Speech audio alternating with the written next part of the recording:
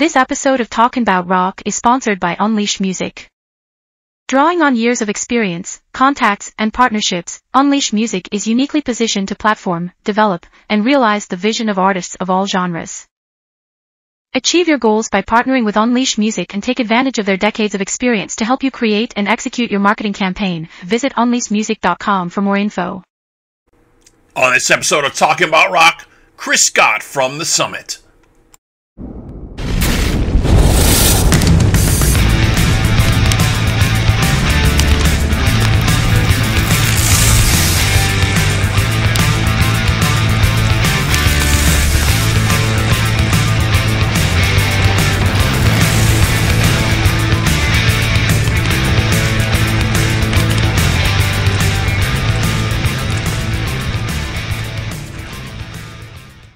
Hello and welcome to this episode of Talking About Rock. I'm Rob Edwards. Here we bring you rock interviews from veteran and upcoming artists. Subscribe on our YouTube channel to stay up to date. Follow us on our social media and our website, talkingaboutrock.com. Today we have for you some vintage rock and rollers, The Summit. In fall of 2016, they struck gold with a publishing and licensing deal in Nashville while writing some soul-infused blues rock. Then in 2017, the band was personally invited to join the legendary rocker ZZ Top out on tour. Let's welcome to the show Chris Scott to speak with us. Chris, how's it going, man? Good, man. How you doing, brother? Excellent, excellent. So you guys I've been reading, you guys have been described as like Zeppelin meets Humble Pie meets Black Crowes going on. So it kind of like a mishmash. Would you say that describes it well? Yeah, I think so.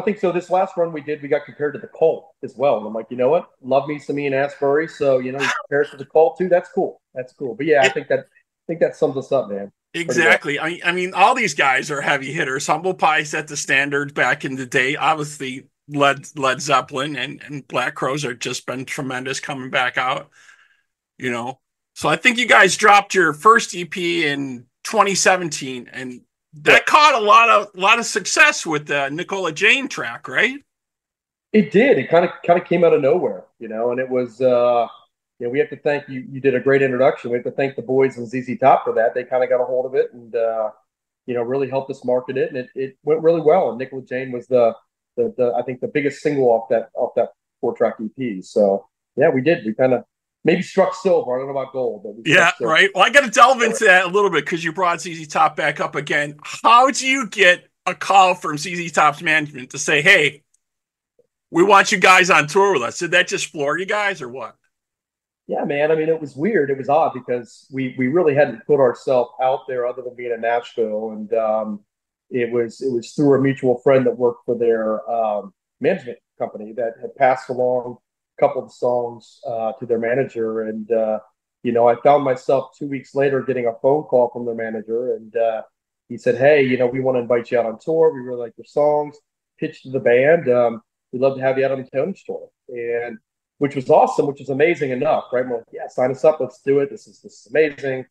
And it was 2 days later that I actually got a call from Billy himself, which was interesting. And yeah, because he lives out in Nashville too, right? He lives out there. He does, but I mean, he goes between there and Texas. I mean, I think he's got places in California. So, I mean, when you're Billy Gibbons, you pretty much probably have a pad everywhere around the world. So, right. Yeah, I think those are the three main sites over here. But yeah, man, it's truly blessed to be a part of it and still creating a friendship with him. So it's awesome. Very, very cool. So you guys like we were saying, you had so much success with Nicola Jane. That just opened a lot of other doors for you guys from what I'm reading here. You guys are out with Kenny Wayne Shepherd, Collective Soul, REO Speedwagon. That seemed to kind of hit it out of the park for you guys to start rolling, right? Yeah, it really did. It did. It had kind of that, I don't even want to call it a trickle-down effect. It was kind of a trickle-up effect, right? Because we kept getting offers and kept getting asked to come out on these tours, and yeah, it just all kind of fell together, and here we are. 7 years later, still doing it. So we're doing something right. I like to tell people that. So. Yeah, definitely. When I've been listening to your tracks, very, very cool stuff, definitely. And you guys got a new track out called Blue Skies, which we're going to take a listen to here in a minute. Tell us about putting that together with the singer you have on here, also with that. Yeah, so Blue Skies was actually written. I co-wrote that song with Mike Hennel, drummer, and a guy by the name of Danny Hunt, who is a local Cincinnati musician, great songwriter. We actually wrote that song back in 2015. And it was right at the height of where the opioid pandemic was really starting to hit this part of the country. Really, really bad here. I'm originally from Columbus, Cincinnati, Ohio area. And just the opioid pandemic was bad. And I had a friend pass away the year before due to opiates. And we all just kind of had, that someone that we had in our life that had been affected by it, right? So we wrote this song, and for the first couple of years, it didn't really go anywhere because we didn't really perform it live. We didn't perform it live. It wasn't something that we felt was ever the right time to perform something that emotional, right? Right. But going back to ZZ Top, it was really Billy Gibbons who encouraged us when he heard it on our first Tonnage Tour back in 2017. He heard us do it in a sound check, and he asked if we were playing that song tonight. And I said, "Nah, it's not a song we're going to perform for your crowd." He said, "No, please do it." He said, "My crowd will absolutely relate with this." And sure enough, the end of that first night, it was actually a show in Indianapolis, Indiana. We had probably dozens and dozens and dozens of people deep in our merch booth talking about a mother, a son, a daughter, a brother, somebody that they've lost due to the opioid pandemic. Right. And so we knew then that we had to get this song out there. It took us a couple of years to get it done right. But yeah, we did it, tracked it at Real Studios with Will Turpin from Collective Soul, who's our producer, and put this together. And Jena Kraus, a lot of people know Jena Kraus from Blind Melon, the song Mouthful of Cavities. Jena was featured on that. I've been friends with Jena for a couple of years, and obviously the opioid crisis has hit her personally because of Shannon's death, Shannon Hoon, God rest his soul, and it's affected her personally as well. Pitched it to her. She loved the song, fell in love with it. And I said, "You know what? We're making this a duet." And we made it a duet. And the rest is history. And it was our final single off of the Firebirds and Aviators album that will be out November 1st. And we're happy with it. We're proud of it. Yeah, definitely very, very great track. And that's the magic I always tell people of music, when you create those emotional connections with people that you don't even know, right? That's the magic of music. When you have a great song and people feel that connection with it, boom, you know you definitely got something. But definitely an outstanding track. So we're going to take a quick break here, and we'll play the track and video for Blue Skies, and we'll be right back here on Talking About Rock.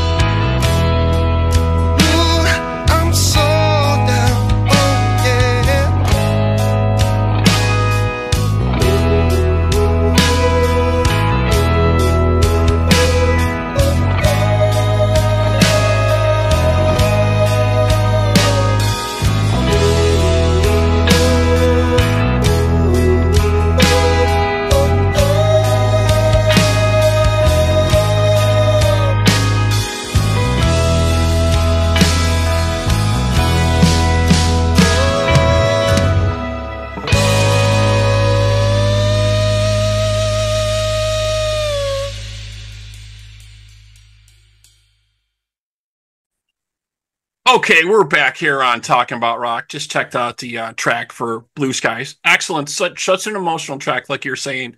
You guys are finishing up now in the studios, and you're getting ready. I think you were saying November 1st for Firebirds and Aviators. Kind of putting the finishing touches on that, getting ready to master, or where are you at in the process? We are done, my brother. We are finished. It's already been mastered. It is ready to go. We are, we are actually Third Man Records up in Detroit is actually pressing the vinyl, so it is in full vinyl press right now mode, and we're done. Everything's tracked, everything's mastered. Just waiting for that November 1st release, and we can't be more excited about it.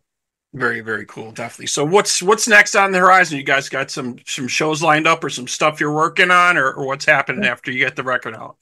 Yeah, so we're kind of piecing our fall tour together with the record release, and we've got a pretty big fall coming up with some familiar faces on tour. Won't announce who those are right now, but I will definitely let you know. And maybe you guys talking about rock can announce it first. But yeah, big tour starting mid-October, and we'll probably run right up until the holidays, and then we're looking at right now going to Europe the first part of the year. So we're kind of putting that stuff together as well right now. So things are going to pick up next month, and they're not going to slow down for us. So very, very cool. Yeah, we'd be so honored if you let us in on that when you're able to, when things are tightened up with all the details and stuff like that. And that's cool. That's so cool. You're going over to Europe and stuff like that. They love rock music over there. The crowds are just amazing, from all the different artists I talk to and all the festivals they have. If we can ever get out of the kind of poppy, whatever thing we got going on in the US, and maybe get back to some rock, I think that would be great. That's kind of what we need. Definitely you guys, some outstanding tracks on here. Very, very cool. One last thing, what do you kind of do in your off time that you're not in the studio? I know sounds like you've had your nose to the grindstone a little bit with this one going on. Yeah, no, it's a great question. So I'm a family man. I've got 2 teenage daughters, so I'm usually on the soccer field or on the softball field, or working on something with them. I've got a daughter that is in theater, the musical theater. So even when I'm not personally doing music, my daughter's doing it. So I'm trekking around with that, and yeah, just loving my Ohio State football, my Cincinnati Bengals, Vue Day, huge Bengal fans here in Cincinnati. So doing that, and working with younger artists too, always trying to encourage younger artists to stick with their original craft and be fearless. And so I'm always doing that, and I'm a teacher. I teach part-time at a university. So yeah, man, I love life. I love people, anywhere I can put my stamp on it. Yeah, I think that's so important, and to show some of these younger artists, because it's so hard to get your original music going nowadays. So many of these bands struggle with that, and they get caught. They get caught in the cover band type of thing, or cover tracks, and they just don't know how to figure out a way to work themselves out of it. I always tell them, start throwing some originals in there. Got to start doing that. That's where all this music came from, right? Right. You just got to be fearless, and that's what I tell people all the time. I tell my own daughter that, and she's starting to try to write a little bit more on her own now, and her dream is to become a playwright.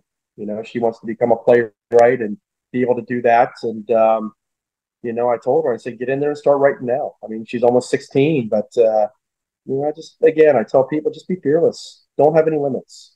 Just do and make yourself happy, and everything else will work out. Excellent. So folks who want to check more out about you guys, where should they check you out? On your socials or your website, or where should they go? We're all over the place. Best place to go to get all of our socials and everything linked. You can also pre-sale or pre-buy our vinyl, which is coming out.